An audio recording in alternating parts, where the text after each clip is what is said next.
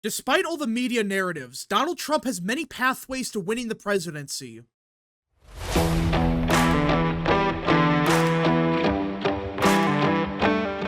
What is up, people of the internet? It is me, Real American, back in with a new video, and today we have to talk about the 2024 presidential election because Donald Trump has many pathways to victory.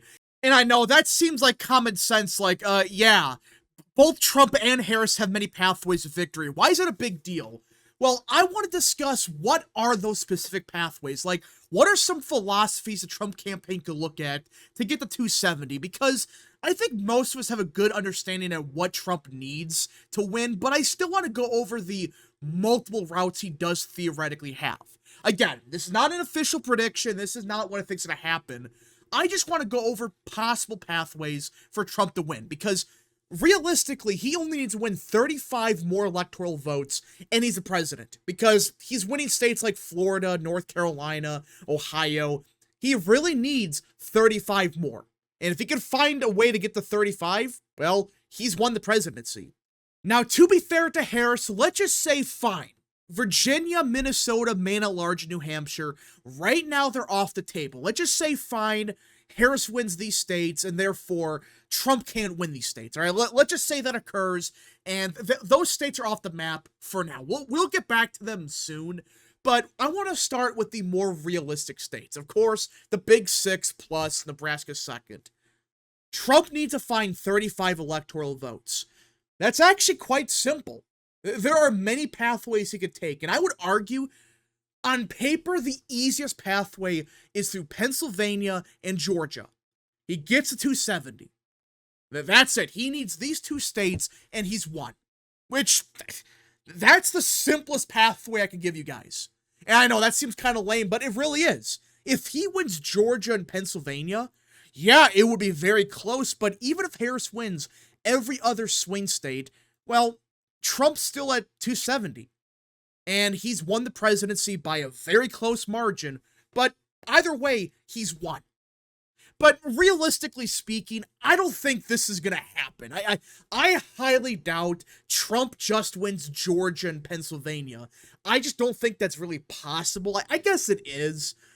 But more likely than not, you're not going to see Trump lose states like Arizona, Nevada, Michigan, Wisconsin, but win Georgia and Pennsylvania. It's very unlikely. I just don't see that occurring. But it is the easiest pathway, though if I'm the Trump campaign, I would not do this strategy for many reasons. For starters, you have Senate races in Nevada, Arizona, Wisconsin, Michigan. Just giving up those states down ballot, that's a stupid idea. But not only that, you run the risk of, if you lose one of these states, right, you just lose Georgia, well, Harris is the president.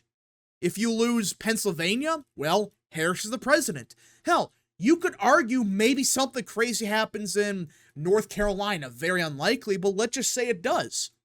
That's the major problem with this strategy of just banking everything on two states and calling it a day. When you do that, you're not going to win. You don't have many options. You cannot afford to lose anything. I think this is the more restrictive strategy. Just don't do this. Don't do this. It's a dumb idea. This is the easiest pathway on paper, but when you really think about it, no. If you lose one more state, you're done. You cannot win. It's a dumb strategy, and I would highly advise the Trump campaign to avoid it. Now, there are two different philosophies a Trump campaign could use. Now, I think they're going to do both of these strategies because it's dumb to just focus everything on half the swing states and ignore the other half. I think that's dumb. But there are two different philosophies you could take. One is through the Rust Belt, and one is through the Sun Belt. Now, I want to start with the Sun Belt strategy because this one is actually a very simple pathway for Trump. And you look at the current polling, it might be the way to go for Trump. If he had to choose, a couple of the swing states to target, this might be the play.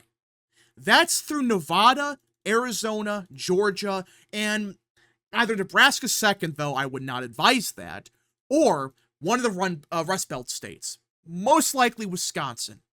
In that scenario, you would get to 278. You've won the presidency at that point. Now, I would argue this might be the most effective strategy. If you want to get to 270, this makes much more sense than, oh yeah, throw everything at Georgia and Pennsylvania, ignore everything else. Because, again, you run the risk of losing one state, you lost the presidency, all that, but I really believe this is the play. If on the Trump campaign, I say, we do this. We target these 4 states in particular. It's the Sun Belt strategy plus Wisconsin. And I really think right now, Trump's already up ahead in the 3 Sun Belt states. Polling-wise, he is. He's up by like 3 points in Georgia, 3 to 4 in Arizona, up by like 2 to 3 in Nevada. And I know Nevada and Georgia, they sometimes overstate Republican support, but even then it's, 1 point. He's still winning in the 3 Sun Belt states.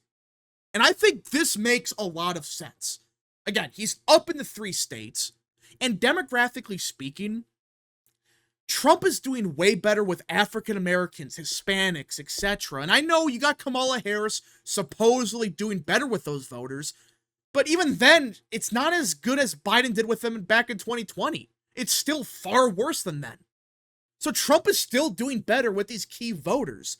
And take a guess which states have a lot of Hispanics, a lot of African Americans. Georgia has a very heavy African American population. Arizona and Nevada, Hispanic population. It's a recipe for success. The more you think about it, the more you realize, oh, wait a minute. Trump's in a really good position in all 3 of the states. And on top of that, 2 of the 3 states have a Republican governor. Arizona's the only one that doesn't, but Nevada has one, Georgia has one with Brian Kemp, and I think that does help Republicans even the slightest boost, because you got a Republican governor elected just 2 years ago.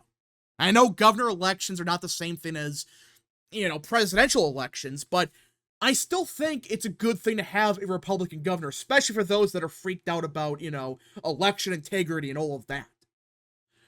So the more you look at it, this is the strategy I would think is the most logical. And you could throw in Nebraska second and you would be at 269, but still, you want to win one of the Rust Belt states. And I really do believe Wisconsin is the easiest state for Trump to win. At that point, even in this scenario, he could lose Wisconsin. But even then, he still won. It would be 269, but if the House majority stays, even then, the way the House does it, it would go towards Trump. But either way, Trump's the president. And he can afford to lose even Nevada. Hell, he could probably afford to lose Nebraska second. It wouldn't matter that much. This is, I would say, the safest strategy. You target 4 states and Nebraska second, just to win 4 of them. If you win 4 of them, you've won. It's just that simple. That's why I think this is the best and easiest pathway for Trump. Now, there is a separate one that runs through the Rust Belt. That's, of course, Wisconsin, Michigan, and Pennsylvania, which, again, 279. And you can afford to lose Wisconsin in that scenario. But I think this is a much riskier strategy. For starters, Trump is polling better in the Sun Belt than he is in the Rust Belt as of now. Will that change with J.D. Vance and Kamala Harris? Maybe. But right now, Trump is doing way better in Georgia, in Arizona, in Nevada. And with this scenario, yeah, you could lose Wisconsin and still win, but do you really think Trump's going to win Michigan and Pennsylvania before Wisconsin? I highly doubt it. I don't think that's going to happen. And you compare that with the Sun Belt strategy. Well, the Sun Belt strategy, you can afford to lose either Wisconsin or Arizona. You can afford to lose, actually, you can only lose Nevada. If you include Nebraska second, you can afford to lose Wisconsin or Nevada. But with the Rust Belt strategy, no. That's a little bit, that's a little bit out there. It's probably not the best idea to give up Wisconsin. You're not going to win at that point. If you're losing Wisconsin, you're not going to win at all. Now, we've heard for many months the Trump campaign has wanted to expand the map. They've wanted to expand the map for many months now. And with Biden still in the race when he was in the race, it was looking like, yeah, Trump was doing very good in Minnesota, Virginia, New Hampshire, Maine at large. He was doing damn good. But the problem for Trump is, well, Democrats got rid of Biden. He was doing so bad that he was costing Democrats even in Virginia. But now you got Kamala Harris, who theoretically could still collapse upon herself. I doubt that's going to happen. I highly doubt you're going to lose a state like Minnesota if you're Harris. It could happen, but is it likely? I don't think so. But let's just say fine. Just for fun, let's say Virginia, Minnesota, New Hampshire, Maine at large. Let's just say for somehow these states are up for grabs. I don't think that's going to happen, but okay, whatever. Well, that gives Trump even more pathways to victory. For starters, let's say you go through the full-blown Sunbelt strategy. You focus on Nevada, Arizona, Georgia. At that point, you could theoretically win through Virginia. And at that point, you could afford to lose Arizona. Now, it's not going to happen, obviously. I highly doubt he wins Virginia. And even if he wins Virginia, at that point, he's winning Pennsylvania. He's winning Michigan. But let's just say, Trump targets these 4 states, and he wins these 4 states. At that point in time, well, Trump's pathway to the presidency is all but secured. Because Harris needs to win 2 states. Or she could win Georgia. But do you really think Trump is going to win Virginia but lose Georgia? I don't think so. I highly doubt it. The only scenario for Harris that is possible, I guess, is if she wins Nevada and wins Arizona, keeps Trump under 270. But I don't think this is going to happen. It would be hilarious if it did, but do people really think Trump's going to win Virginia before winning Arizona? No. If he does win Virginia, he's got the presidency, because at that point, he just needs Nevada, and, well, it's game over.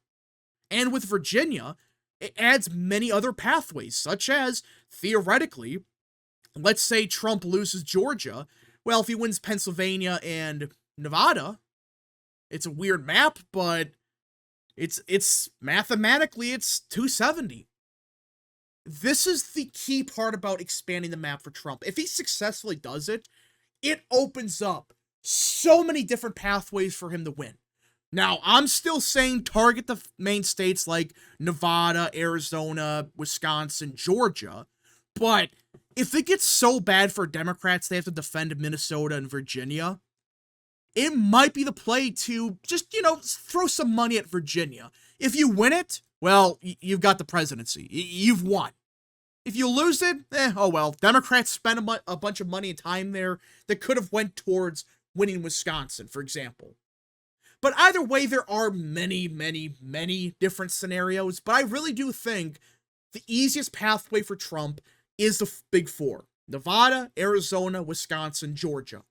Again, we got to see what happens in the other Democrat states like Minnesota, but if it gets very close for Trump, or Biden, or I should say Harris now, that adds a whole nother layer of crap for Democrats to deal with. Because not only do they have to win over the swing states, they're going to win back the Democrat-leaning states like New Hampshire. Anyways, folks, thank you so much for watching. If you guys did enjoy this video, smash the like button down below, subscribe, share with your friends, hit that little bell, follow the social media accounts in the description down below, and of course, join the channel today. Godspeed to all of you.